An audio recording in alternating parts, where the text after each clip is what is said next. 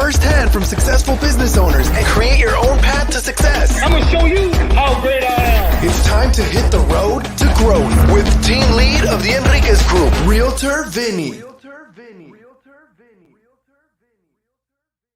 Hi, you Realtor with listeners. Today I have Harry Barth. He is the founder and senior managing partner for BarthCalderon, LLP.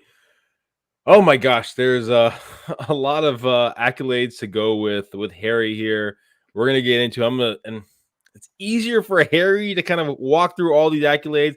Being in the business 45 years. Yeah, well, in total, probably if you take the beginning part of the career, probably almost 50. Okay, so 50 years, close to 50 years in the business, financial planning to being an attorney to building a law firm. I mean, a lot of moving parts. We're going to see how much information we can get out of Harry in a jam-packed time. Thank you, Harry, for being here today. Yeah, it's great to be here. So let's go for it, man. So how would you what's the best way when someone asks you, Harry, what do you do? What's your response? Well, my response is that what we do is a little bit unique. We do the buzzwords are, asset protection planning, protecting people's assets from the claims of third-party creditors, extremely important. Advanced estate planning, business transactions, but it's the way in which we do it that's a differentiator from most other firms. It's a very, very important area of the law. America has gone litigation crazy. In 2019, there were 50 million lawsuits filed in the United States of America. And my God, I think everyone's playing offense and we play a real good defense. Well, let's talk about a young Harry. Rewind it. Did young Harry have a plan to become an attorney? Well, yes and no. So young Harry got out of college and needed a job. So young Harry wanted a desk job. And so back in the day, and this is way back in the day, a long time ago, I went to an employment agency and they said, "Hey, yeah, we got a great job for you over at Metropolitan Life, selling life insurance." Harry didn't even know what life insurance was. Harry was a 20-year-old kid. And then I sold life insurance and I realized that there was a lot more to it than that. That there was more of a holistic approach, that there was more than a one product approach, that there were investment opportunities for people, but more importantly, people needed planning. Because the question was, how much life insurance? How can I say, even young people, because all young couples at the time that I work with, how much money do I have to set aside for those that were responsible enough to think about retirement in the future? That morphed over time. And I very, very early on set up my own independent financial planning practice. As a matter of fact, at the time that I was one of the first certified financial planners in America, long before it was popular.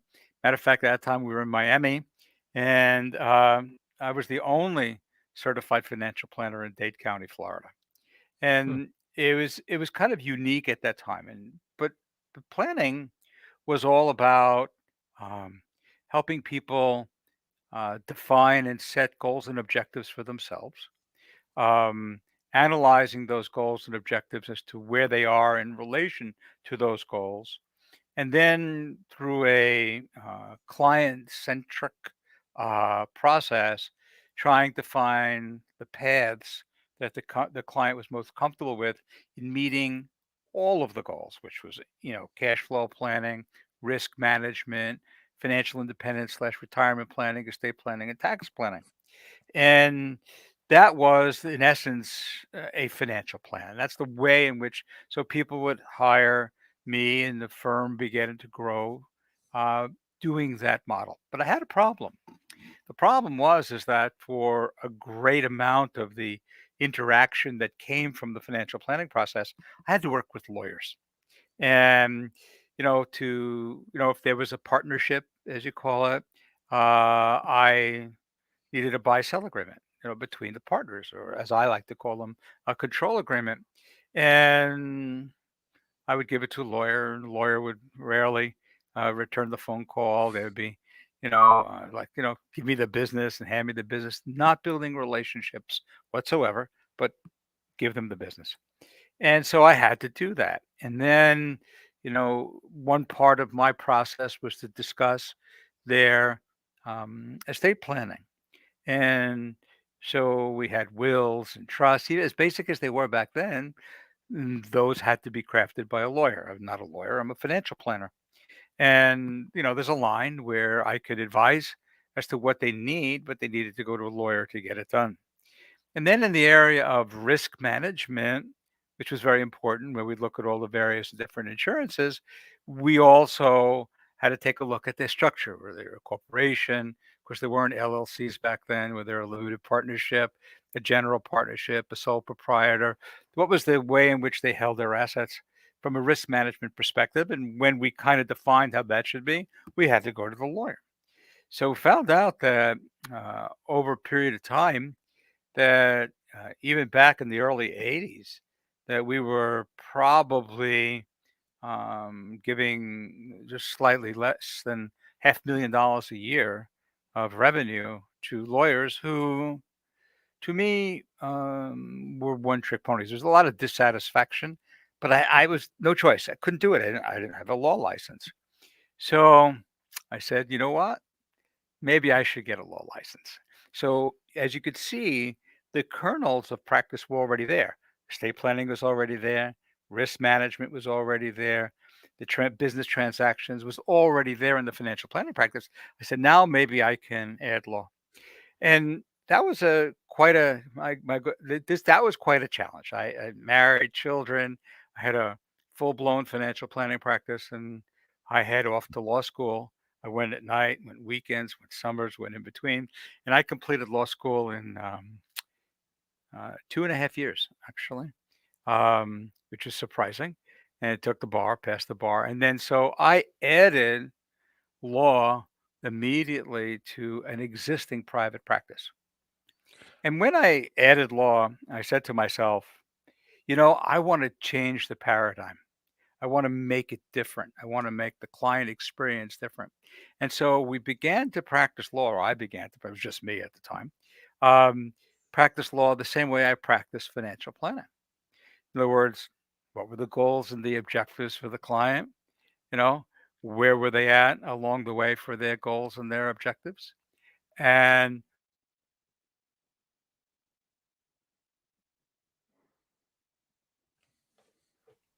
we're back. Okay, I lost you there for a moment.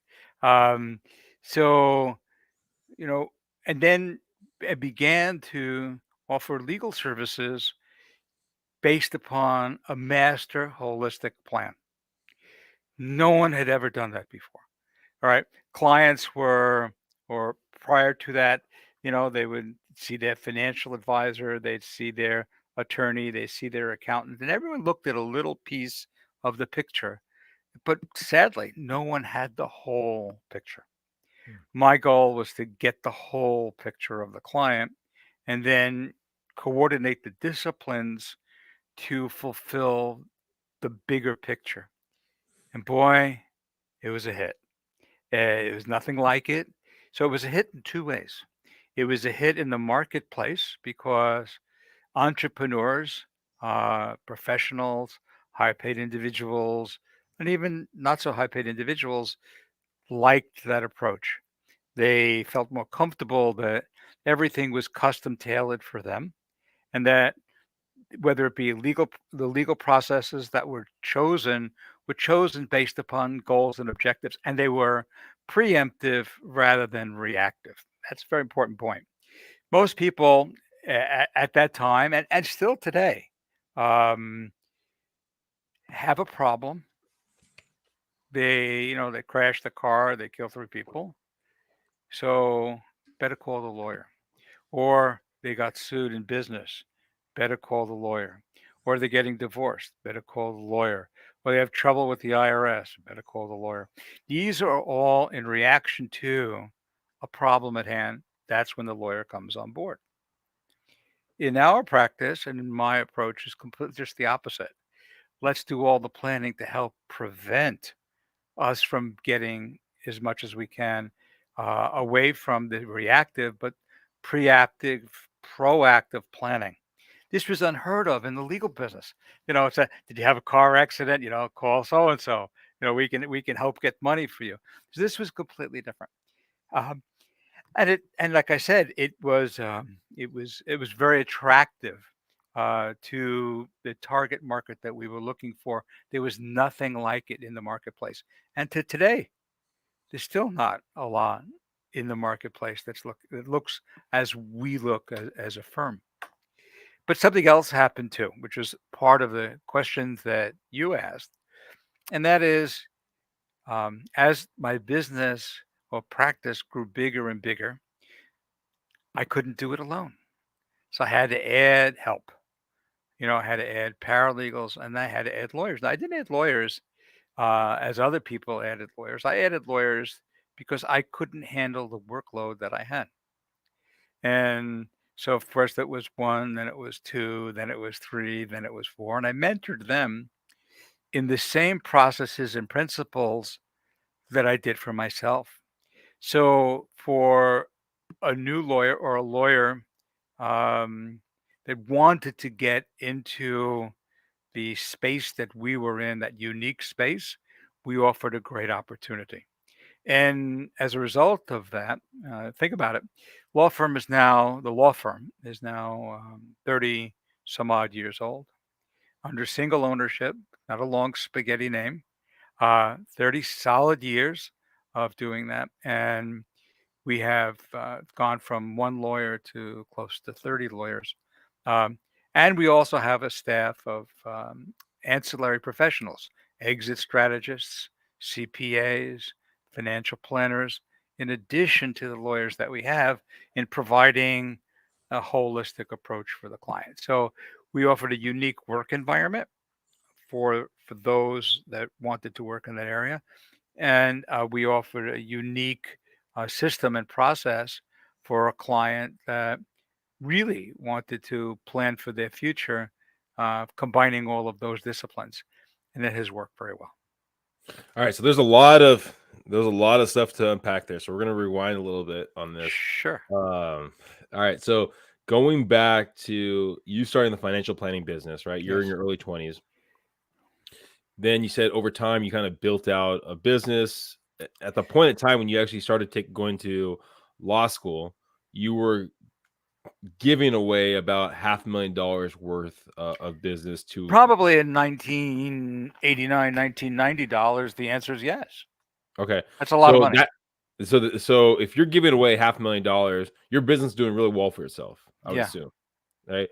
So you were a salesperson before you became basically a leader, it sounds like. I mean, what was that transition of being a Well, salesperson? not really, because I was always, I let me try to articulate that for you. Yeah. I've, for all intents and purposes, after like a year or so, just maybe only a year, maybe two, in the insurance business, was in private practice. Okay. So I was a practitioner of my craft, which that time was comprehensive financial planning. Mm. And in comprehensive financial planning, um, I wouldn't say, uh, I think every single professional is a salesperson to some degree, because if someone is not utilizing, doesn't understand the services, if you don't clearly articulate the services that you're providing and why it's good for them and they will be better off by using that, you don't have a client. Yeah. So you have, as you and I would refer to it, you have the areas of business development and having potential new clients coming through the door to talk to us about our services. And at the same time, I was a practitioner providing those services to that client. So it was never, it was, I think even today, for as big as we've become, all of us, every single one of my professionals, you could consider to be a salesperson. And I just had a training with my group the other day, and I said, you could be the most academically educated person in the room, and you can have the most integrity of anyone in the room. But if nobody knows what you do and how you do it, no one's going to hire you. Mm. And then what happens for the person that is articulating that, who may not be the most educated person in the room and may not have the greatest integrity, if they're reaching out and articulating what they do better than what you do, they get the business and you don't. So you have to sell in your store the services that you have and why they should choose you. I think that's critical. So I think every professional is a salesperson. And I mean, I think that any good professional is a salesperson and should be. I mean, Mhm. now usually you have someone that's either analytical, that's good at like systematic. Other times you have someone that's maybe more outgoing personality, like a high D, that's kind of more out there. For yourself, were you more of kind of systematic? Were you more outgoing? I mean, what was your personality type? Oh, my personality type is and remains expressive and outgoing. Okay. Um, um, I have to be analytic um, in the work that I do, Mm, but my heart is building relationships with people. And let me explain that. Now I have analysts that work for me, the tax analysts and the risk analysts that all work for me, and lawyers that are they're technicians. That's what they do. They're good at. I hate it. They love it. Great. We all need them. Um, but I think when you have two similarly situated professionals, Dr. A, Dr. B, lawyer A, lawyer B, accountant A, accountant B, the client, or the potential new client, will hire the one that they feel most comfortable with as far as the relationship is concerned. The difference is that most lawyers didn't grow up in the financial world. They grew up in the legal world. I grew up in the financial world. And in the financial world, the difference between broker A and broker B, or financial planner A and financial planner B, they had the same products, the same mutual funds, the same stocks. Everything was all the same. What was the difference? The difference was the way in which they processed them for a client, and more importantly, which one was able to build a relationship, which one became the trusted advisor, which one was the one that's sitting at the kitchen table with everybody else that the client would turn to when they had to make a big decision. So my goal, and has been for myself and for all of my colleagues, to always be that trusted advisor, to be the person at the kitchen table, whether they're a $400 million net worth and famous, or they're, $100,000 net worth and not so famous. They still, and it's funny because we try to treat our new clients, of modest income, the same as we did in the beginning, and the same as we do $500 million clients. So I think it's all about relationships, and without relationships, there's nothing. And you talked about the idea of this is how we do things. This is our process. This is what we do, right? Mhm. Building a roadmap for anyone that comes onto your team, building a roadmap for any of your admin, building a roadmap for any attorney, building a roadmap for whoever it is, takes time. I mean, so was it you putting the time in to build these Yeah. manuals, these roadmaps, or did you have Yes. someone else that you? No, no, it was me. So what I did is I tried my practice was built by walking into walls. I walk in the wall, get a bloody nose. This is not a good idea. So that's the word that we both know and love. It's called experience.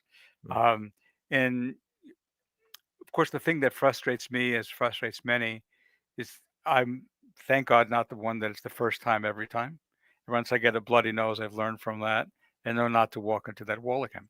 So over the years, I've managed to develop processes, and the processes, um, I believe, uh, maybe delusionally believe, um, are transferable to others.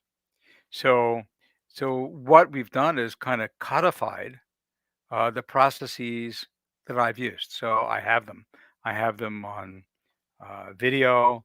I have them. I wrote a book called 21st Century Law Practice, which talks about a practice such of ours. I have that. I have another book called Planning Today for All Your Tomorrows. I haven't updated them in a long, long time now, but they're out there. And so yes, we have a process. I've codified that, and I've tried to teach that as a mentor to my colleagues. One of the benefits of joining my firm is that I would mentor them. Now, of course, you hit the nail on the head. It's a little challenging when you're doing all the things that I have to do to find the time necessary to mentor them. We are not, to use a sports analogy, we are not a farm club, our firm. We're major leagues. So you got to be able to play your position when you get to the firm. And you have to be a self-starter. You know you're going to have limited time with me. You're going to have a limited amount of mentorship. But if I give you the mentorship and then you run with it, and then you look at all the resources that we have that are available for you to look at, and you run with it and you expand upon that, you're going to grow quite a practice yourself. So I've created numerous mentored practices that are similar in growth trajectory, except faster than I was able to do it, because they don't have to walk onto the wall and get a bloody nose because I did it for them. So I share that with them, and some says listen, and some don't. So I mean, I think for any business owner, right? If you're growing, right, you're gonna get a lot of bloody noses, like you talked about, Oh, sure. right? And your process of informing your team with basically the different bloody noses that they could be getting that you're going to steer them away from has probably changed over the years. And someone today might not get the understanding of a bloody nose that happened to you 10 years ago or 20 years ago. So what does that process look like now when something happens? How do you go, hey, you know what? I need to make sure this is top of mind when I'm mentoring someone. Hey, I've done this before. Yeah, yeah. There's two sides to that. So you have the practical side of process, which is the actual practice of law, and that has changed. You know, court cases happen, societal norms shift. Um, that changes. But humans, not so much. Yeah. Human relations, not so much. Shaking a hand and building a relationship in 1952 is not much different than shaking a hand and building a relationship in 2022, except sometimes we could do it virtually today, where then they couldn't do it virtually. So, and we have to measure the impact of that new paradigm that came for all of us in the last couple of years. Um, that paradigm shift into a virtual environment. But yeah, it changes. Um, and that's continued mentorship for a group of people. And some of the things that, I remember years and years and years ago. I mean, my God, we would sometimes pick up the phone and call somebody, who came off of a list and offer them our services. And it was a numbers game. They don't do that anymore. That's all changed now. But we do have top of mind. Now you have constant contact and other types of call it electronic media that allow us to, and contact management systems that allow us to drip information to people that we've become in contact with. And I've learned it's not all about selling them things at all. Um, it's all about providing some really valuable information. If they want to use the services or feel they need the services, they'll reach out. But our job is to provide um, good information. We are constantly providing information. I think we have, I don't know, a couple hundred YouTubes that we have out there that are different aspects, specialized areas that we talk about. So a library of information is helpful. White papers helpful. Blogs are helpful. But I think it's all about, and I think this to be true, education and information, not about sales. Although we call it sale, the net result is, again, if someone doesn't come through the door, whether it be a virtual door or a physical door, and they don't hire you as a firm to help fulfill their needs, you never get a chance to be a good lawyer for them or a bad lawyer for them. You're not their lawyer. You don't have a chance to perform.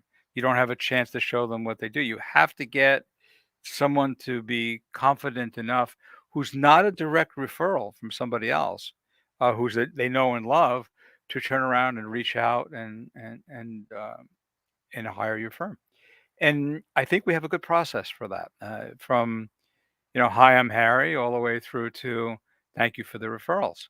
And it's really a question of, can we help? If we can help, it becomes obvious that they'll hire us. The information that you're providing, right? Again, the process has probably changed over the years. Yet when a topic comes up that you go, this is a good nugget that I want to provide to the masses, do you jot it down? Does your team tell you, hey, here are some questions that we've been getting? We want you to send All out. all What's the process all, now? all the above. So it happens because I don't work in the abstract. I work with clients. Mm, I am a practicing attorney working with, like I said, at least 20 some odd clients a week, 80 clients a month. That's a lot. That believe me, that's the edge of my capacity. And so from my audience, from my constituency, I see the problems. When someone's making it, that there's a change in a referendum in California that's going to impact, the transition of property from one generation to the next, like we just had, for example, in Proposition 19. It's not a secret. And I did a symposium, for the State Bar of California on Proposition 19. I became an expert in that. I knew it was an area, and people said, "Oh my God, Harry, what are you going to do? You got to speak to the State Bar of California. It's full of judges and lawyers." And I said, "Yeah, no problem." And many of those people now refer to us, and when it comes to those areas, but it required the spade work in order to, the lost weekends in voluminous papers, gaining and garnering the knowledge to do so. So yeah, it's changed very much over time. But what the thing that's changed the most is the ability to uh, reach so many people like you and I will reach with this, through the mediums that we now have available. That is new. And to not capitalize on that, I mean, new, it's the last 20 some odd years, 20, 25 years, but not capitalize on that as a mistake, to get the message out. Um, and to try to get the message out that is not, like I said, drinking from a fire hose, but really good information, um, for potential clients to listen to, gain something. Of course, we always have to put the admonition in. This is, you get legal advice from a lawyer. You don't get legal advice from the internet. Um, because when I'm speaking, like we're speaking now, I'm speaking in generalities. yeah. Everything that we talk about, anything that's specific, really relates to an individual's goals and objectives. It's like, when they put all these drug commercials on the TV in the morning on Fox News. You got this, you got that. Those are all great, but they're talking to a broad audience across the country, while the physician is talking about how that drug applies to you. And I think that's today, and in the financial world, you have all these guys like Kramer and the others, and we're just throwing all kinds of financial information out over the air, but it's not for you.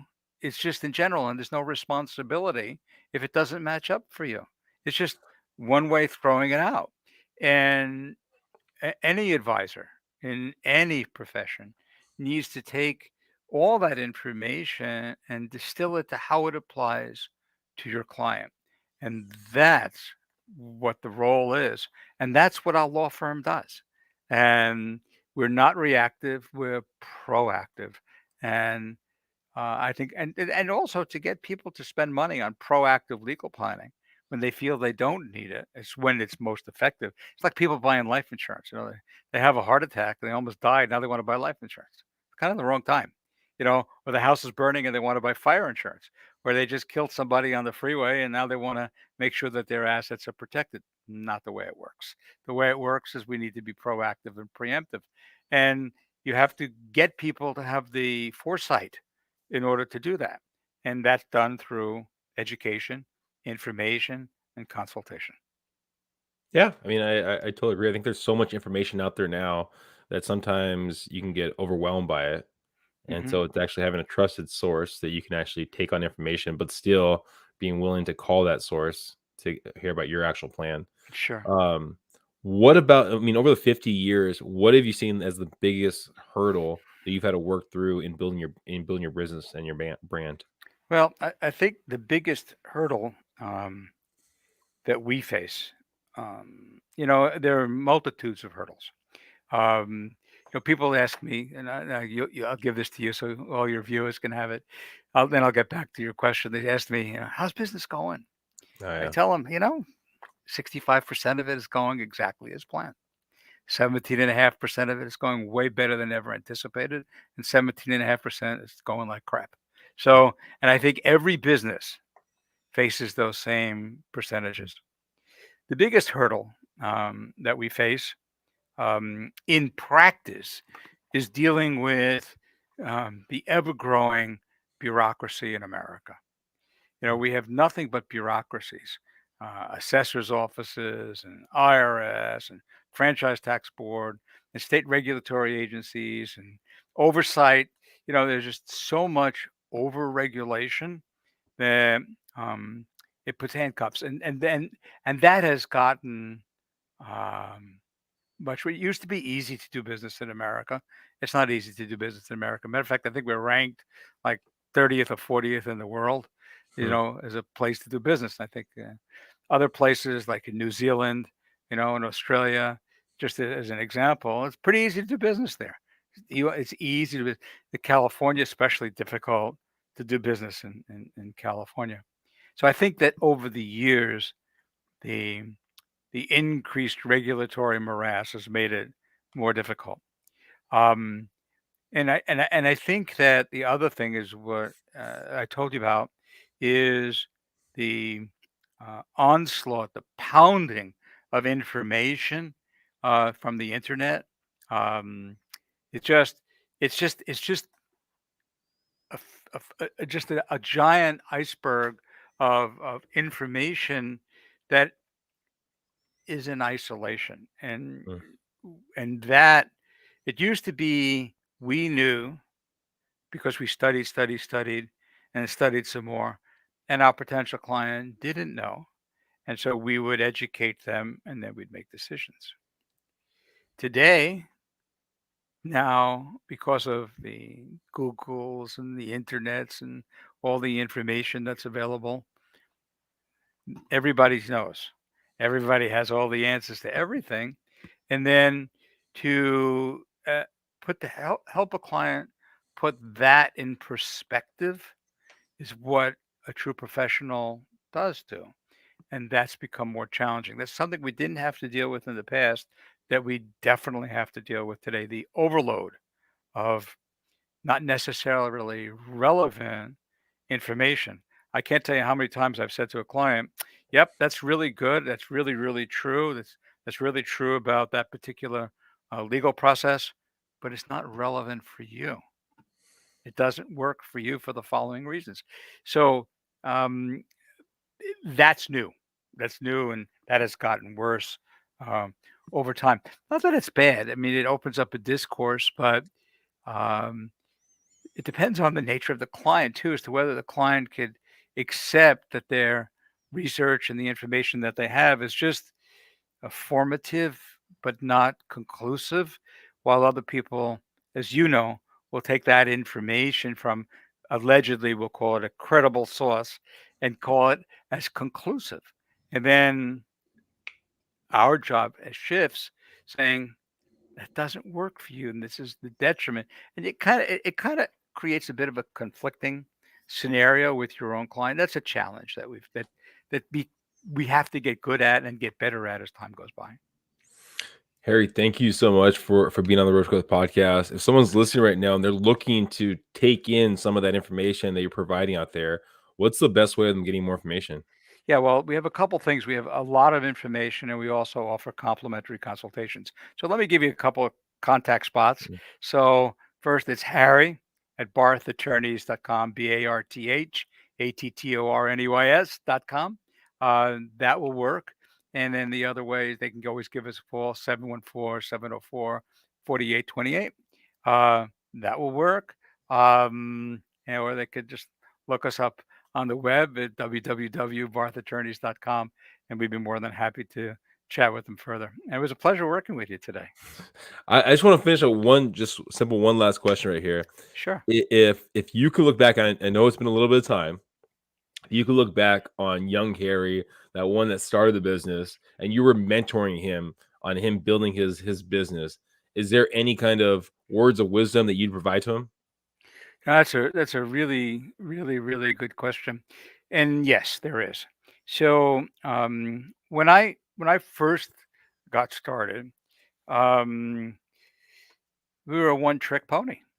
All right, sold life insurance, and then I expanded into financial planning, but it was limited, and then more expansive. So diversity, I think, is very, very important, because if you're a one-trick pony and that one trick is modified or changed or eliminated by law, then you don't have any business anymore.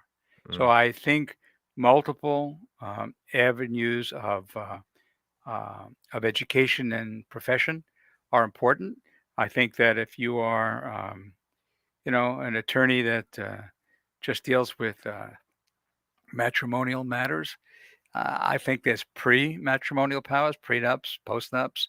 There's divorces. There are what do you do with the children? I just think that you need to be more than a one-trick pony in order to provide great information to a client. And makes I sense. would have, and I would have liked to have known that earlier. Well, again, thank you, Harry, for being here. I know everyone here got some great nuggets right there. Go in the show notes. In the show notes, you'll find all of Harry's information. Get the information. I know for myself, I'm gonna go find them, subscribe, make sure that I'm getting it, because if you can tell, there's been moments here on the podcast where a simple question, we get a deep dive into it. So I can only imagine the information that's provided on different topics that do arise out there. Thank you, Harry, again for being here. Everyone, please share, please subscribe, and go reach out to Harry. All right. Thank you so much. It's great to see you.